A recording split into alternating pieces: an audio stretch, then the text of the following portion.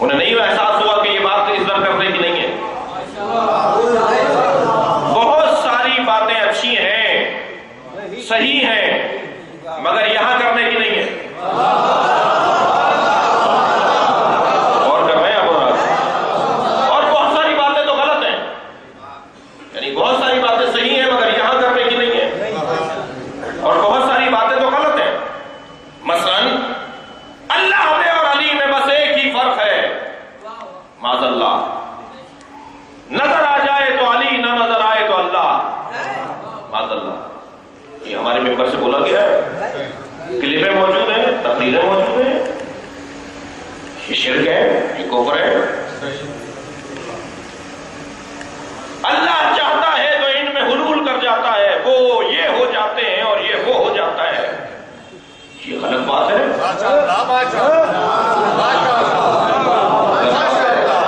نہ عقیدتی طور پر ٹھیک ہے، نہ علم کلام کے اعتبار سے ٹھیک ہے، نہ تشیع کی تعلیم یہ ہے.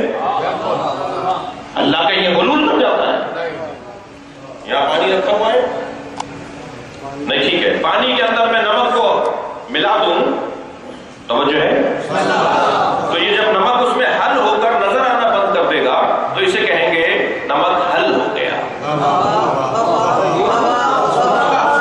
میں ایک گلاس پانی کے اندر 2 چمچے شکر کے ڈال کر چھوڑ دوں تو شکر نظر آتی رہے گی، لیکن جب میں اسے بہت دیر تک ہلاتا رہوں گا تو وہ حل ہو جائے گا.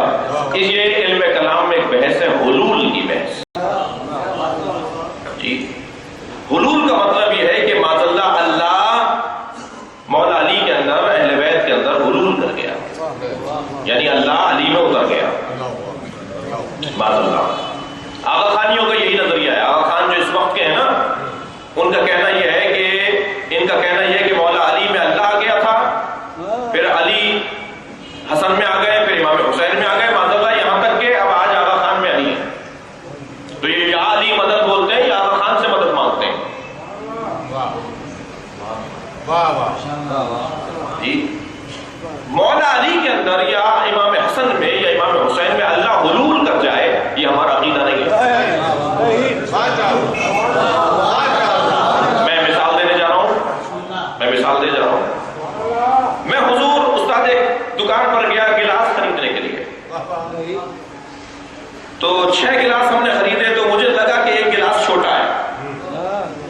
میں نے اس دکاندار سے کہا بھائی ایک گلاس چھوٹا ہے، باقی 5 گلاس ٹھیک ہے.